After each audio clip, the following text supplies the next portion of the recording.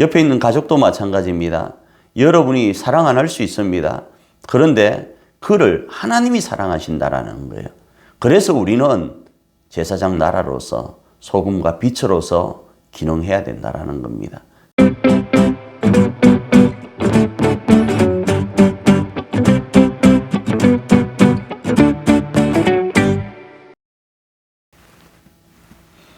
삼주차 강의 시작하도록 하겠습니다. 많이 피곤하실 것입니다. 좀 딱딱하기도 하고 또 내용이나 용어 자체가 생소한 것도 있고 또 어렵기도 해서 쉽지 않을 줄 압니다. 그런데 계속 듣다 보면 그것이 이 말씀을 이야기하려고 하는 거구나, 그렇게 이해될 줄 믿어요. 그래서 여러분, 한 가지 팁으로 말씀드리면, 제가 일부러 말을 그렇게 빨리 하지는 않았을 거예요. 그죠? 그래서 이 영상을 볼 때에 1.5배속이나 2배속으로 들어도 괜찮을 거예요. 그러면 20분 강의가 10분으로 줄어듭니다. 그렇게 해도 괜찮을 것 같아요. 자, 계속적으로 3강 좀 짧게 오늘 진행하려고 합니다. 계속적으로 우리가 삶의 예배, 일상의 예배, 서비스 예배에 대한 부분을 살펴보고 있는데, 이 예배를 드리기 위해서 우리가 어떻게 해야 되는가? 그건 바로 실천적인 모습으로서 분명히 삼중구조를 가져야 됩니다.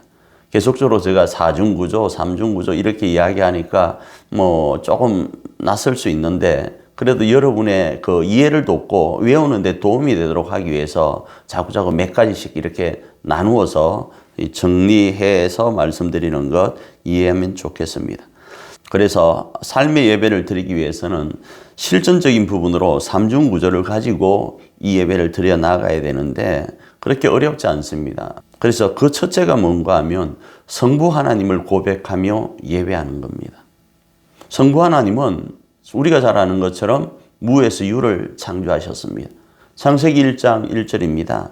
태초에 하나님이 천지를 창조하시니라. 하나님이 천지를 창조하실 때 무에서 유를 창조하셨는데, 이 모습은 오늘 우리에게도 그대로 적용됩니다. 우리의 이 전도에 미련한 것, 우리가 전하고 우리가 보이는 이 제사장 나라로서의 모습이 무일 수 있어요. 그런데 우리는 우리의 어떤 것에 근거해서 제사장 나라로 살아가는 것 아닙니다. 무에서 유를 창조하신 하나님께서 우리로 이 삶을 살아가려고 하니까, 이 모습으로 하나님의 사랑을 전하라고 하니까 그런 거예요. 그래서 제가 이런 말씀을 드린 적이 있죠. 아브라함보다 아이 잘 낳는 사람, 아이가 많은 사람을 부르는 것이 맞지 않을까요? 모세를 부르기보다 나일강에서 그렇게 건짐을 받은 모세 말입니다. 그것보다 바로왕을 부르는 게 맞지 않을까요? 다윗보다 더 큰 골리앗을 부르는 게 맞지 않을까요? 그런데 하나님은 우리의 이 약한 모습을 부르셔서 하나님의 나라를 건설하라고 하신다는 거죠. 왜 그럴까요? 하나님은 무에서 유를 창조하시는 분이기 때문에 그러한 겁니다. 그렇기 때문에 우리가 쓰임받는 이것이 너무 영광스러운 거죠. 두 번째로 하나님은 사람을 창조하신 하나님이십니다. 창세기 1장 27절입니다. 하나님이 자기 형상, 곧 하나님의 형상대로 사람을 창조하시되 남자와 여자를 창조하시고. 이 말씀에 대해서 많은 말을 할 수 있지만 간단하게 말씀드리면, 하나님은 우리를 창조하신 분이라는 거예요. 그리고 우리가 하나님의 사랑을 전달하려고 하는 그 대상도 창조하신 분이라는 거예요. 이 말은 우리도 알고 상대방도 아신다라는 겁니다. 이사야 44장 21절입니다. 야곱아, 이스라엘아, 이 일을 기억하라. 너는 내 종이니라. 내가 너를 지었으니 너는 내 종이니라. 이스라엘아, 너는 나에게 잊혀지지 아니하리라. 이렇게 말씀하면서 우리를 부르셨다라는 거예요. 이 부분도 조금 전에 제가 말씀드린 것처럼 하나님이 에서를 택하시면 됩니다. 왜요? 힘도 있고 야곱보다는 뭔지 멋있지 않습니까? 남성답지 않습니까? 그런데 약한 야곱을 들어 쓰십니다. 왜 그럴까요? 하나님은 야곱을 아시거든요. 야곱을 지으셨거든요. 오늘 우리를 지으시고 오늘 우리가 복음을 들고 나갈 그 대상을 지으셨다라는 겁니다. 다음으로 하나님은 사람을 사랑하시는 하나님이십니다. 지금 우리가 살펴보고 있는 것은 우리가 삶의 예배를 드릴 때 삼중구조로서 드리게 되는데 그 중에 성부 하나님에 대한 이야기를 합니다. 우리가 삶의 예배를 드릴 때 어떤 방식을 가지고 드려야 되는가? 성부 하나님의 마음을 가지고 예배하며 나아가야 된다는 겁니다. 그래야 할 때 오늘 본문 말씀하는 것 요한복음 3장 16절입니다. 하나님이 세상을 이처럼 사랑하사 독생자를 주셨으니 이는 그를 믿는 자마다 멸망하지 않고 영생을 얻게 하려 하심이라 이렇게 말씀합니다. 이 말씀은 세상 그러니까 복음을 들어야 된 인류가 우리의 대상이 아니라는 거예요. 우리가 사랑할 대상이 아니고 하나님이 사랑하는 대상이라는 거예요. 그래서 우리는 삶의 예배를 통해서 하나님의 사랑을 보여야 된다는 겁니다. 옆에 있는 가족도 마찬가지입니다. 여러분이 사랑 안 할 수 있습니다. 그런데 그를 하나님이 사랑하신다라는 거예요. 그래서 우리는 제사장 나라로서 소금과 빛으로서 기능해야 된다라는 겁니다. 교회의 본질의 모습을 회복하여서 삶의 예배를 드려 나아가야 된다라는 겁니다. 다음으로 사망과 권세를 이기신 하나님입니다. 사도행전 2장 24절입니다. 하나님께서 그를 사망의 고통에서 풀어 살리셨으니 이는 그가 사망에 매여 있을 수 없었음이라 이렇게 말씀합니다. 물론 이 말씀은 예수 그리스도에게 적용되는 말씀이지만 예수 그리스도는 부활의 첫 열매십니다. 하나님은 오늘 우리의 가족이 우리의 인류가 하나님 앞에서 사망으로부터 자유하기를 원하신다라는 거예요. 이러하기 때문에 오늘 우리는 이 성부 하나님의 마음을 가지고 삶의 예배를 살아가야 된다라는 겁니다.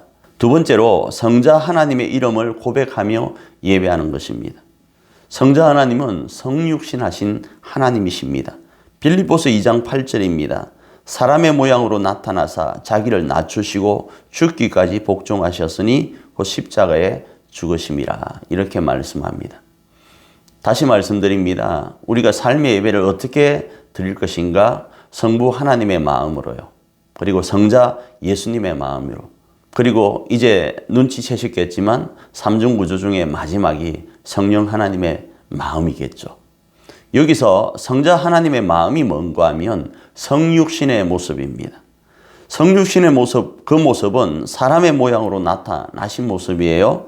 자기의 높은 보좌를 버리시고 낮고 낮은 이 땅에 오신 거라고요. 심지어 죽기까지 복종하셨는데 그 죽음의 모습이 십자가의 죽음이라는 겁니다. 오늘 우리가 우리의 가정과 교회 안에 그리고 인류 앞에 어떤 모습으로 나아가야 할 것인가? 성육신의 모습요. 성육신의 모습입니다. 다시 말씀드립니다. 성육신의 모습요. 우리가 사랑하는 그 대상을 향하여 나아가는 것이 아니라 하나님이 사랑하신 그 사람 앞에 성육신의 모습으로 말입니다.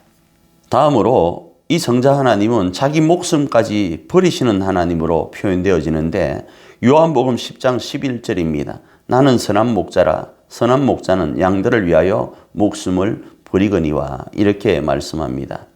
하나님은 오늘 우리의 가정과 교회 안에 우리를 뭘로 세우셨는가? 목자로 세우셨습니다. 목자로 말이죠. 이 목자는 말 듣지 않는 양들, 자기 기질과 성질대로 하는 그 양들을 위해서 심지어 목숨까지 버리는 존재입니다. 그리고 이 성자 하나님은 사망의 권세를 이기신 하나님이십니다. 로마서 1장 4절입니다. 성결의 영어로는 죽은 자들 가운데서 부활하사 능력으로 하나님의 아들로 선포되셨으니 곧 우리 주 예수 그리스도시니라 이렇게 말씀합니다. 사망의 권세까지도 맞짱 떠서 이기셨다라는 겁니다. 지금 우리가 살아가는 삶 힘든 것 압니다. 이렇게 삶의 예배를 드리는 것이 쉽지 않은 것 압니다. 그런데요, 사망의 권세까지도 이겨야 됩니다. 그게 성자 하나님의 이 마음으로 예배하는 모습이라는 겁니다. 그러기에 이제 우리는 이 성자 하나님을 따라서 뭘 해야 됩니까? 행하여야 됩니다. 요한복음 13장 15절로 17절 말씀입니다. 내가 너희에게 행한 것 같이 너희도 행하게 하려 하여 본을 보였노라. 내가 진실로 너희에게 이르노니 종이 주인보다 크지 못하고 보냄을 받은 자가 보낸 자보다 크지 못하나니 너희가 이것을 알고 행하면 복이 있느니라. 할렐루야. 할렐루야. 마지막으로 성령 하나님의 감동하심으로 삶의 예배를 드려 나아가야 됩니다. 성령 하나님은, 그러니까 제가 임파워링이라는 단어를 쓸 때 그 임파워링은 철저하게 예수님의 뜻을 알리는 것입니다. 요한복음 14장 26절입니다. 보혜사 곧 아버지께서 내 이름으로 보내실 성령, 그가 너희에게 모든 것을 가르치고 내가 너희에게 말한 모든 것을 생각나게 하리라. 이렇게 말씀합니다. 그러니까 임파워링이라는 이 권능은 이미 우리에게 주어진 것들을 일깨우는 것으로도 이해할 수 있습니다. 조금 전에 제가 성자 하나님의 마음으로 예배하자 이렇게 말씀드렸을 때 이걸 우리가 알고 있잖아요. 알고 있는데 이 알을 우리의 삶 가운데 깊이 적용하지 못하고 있을 때가 있죠. 그래서 알고는 있지만 능력이 되지 않는 것. 그런데 성령 하나님은 이 알고 있는 것들을 생각나게 하고 적용하셔서 능력이 되게 하신다라는 거예요. 그리고 혹시 모르는 이들이 있다면 알게 하신다라는 거예요. 언젠가 들었는데 깨닫지 못했다면 깨닫게 하시는 것이 성령의 이 임파워링적인 권능 가운데 있다. 이렇게도 이해할 수 있습니다. 다음으로 성령 하나님은 우리를 위하시는 하나님으로 표현되어지고 있습니다. 로마서 8장 26절입니다. 이와 같이 성령도 우리의 연약함을 도우시나니 우리는 마땅히 기도할 바를 알지 못하나 오직 성령이 말할 수 없는 탄식으로 우리를 위하여 친히 간구하시느니라. 이렇게 말씀합니다. 그렇습니다. 우리가 삶의 예배를 드려나갈 때 성부 하나님의 마음과 성자 예수님의 마음으로 드려나가야 된다고 하니까 부담이 확 왔을 수 있습니다. 정말 그렇게 살 수 있을까? 내가 사랑하지 않고 하나님이 사랑하는 사람을 향하여 내가 성육신할 수 있을까? 그를 위해서 내가 이 죽음까지도 이겨나갈 수 있을까? 이런 생각을 할 수 있습니다. 그래서 성령 하나님이 필요한 겁니다. 우리가 삶의 예배를 드리기 위해서는 이 바로 삼중 구조가 필요한 겁니다. 바로 성령 하나님께서 지금 우리의 이 연약함을 도우신다라는 겁니다. 그러니까 성령을 의지해야 되는 거예요. 성령을 의지해야 된다고요. 그리고 성령 하나님의 은사 가운데 우리가 있어야 됩니다. 고린도전서 12장 4절입니다. 은사는 여러 가지나 성령은 같고 이렇게 말씀하는데 이 고린도전서에 등장하는 은사는 여러 가지가 있죠. 그런데 여러분 기억하셔야 됩니다. 이 은사는 성령 안에서 통일성을 가져야 되고 이 은사가 주어진 이유는 성부 하나님의 마음과 성자 예수님의 마음으로 삶의 예배를 살아내기 위해서, 그래서 하나님이 사랑하는, 우리는 별로 사랑하지 않는 사람이라 할지라도 하나님이 사랑하는 그 사람에게로 가서 성육신하여서 사망의 권세까지도 이기는 그 삶을 살아내기 위해서 주어진 은사라는 겁니다. 그렇기 때문에 이 은사가 만일에 다른 어떤 것보다 앞서버리면 문제가 되는 겁니다. 성령 안에서 통일성을 갖고 이 은사를 활용해야 됩니다. 이 은사가 그런 용도로 쓰여져야 된다는 겁니다. 어떠셨습니까? 6주차가 부담도 되고 어렵기도 할 겁니다. 그럼에도 다시 말씀드립니다. 우리가 지금 나누고 있는 이 양육법은 이륜 자전거 양육법입니다. 2발짜리 자전거입니다. 3발짜리, 4발짜리가 아닙니다. 중직자를 대상으로 하는 이 교육이기 때문에 여러분 이 말씀대로 실천하여서 예수님께서 자신을 본받아 행하는 자에게 복이 있다고 말씀하신 그 영광이 있기를 원하고요. 이제 2주차 강의만 남았으니까 조금 더 힘내어서 그렇게 진행했으면 좋겠습니다. 너무 수고 많으셨습니다.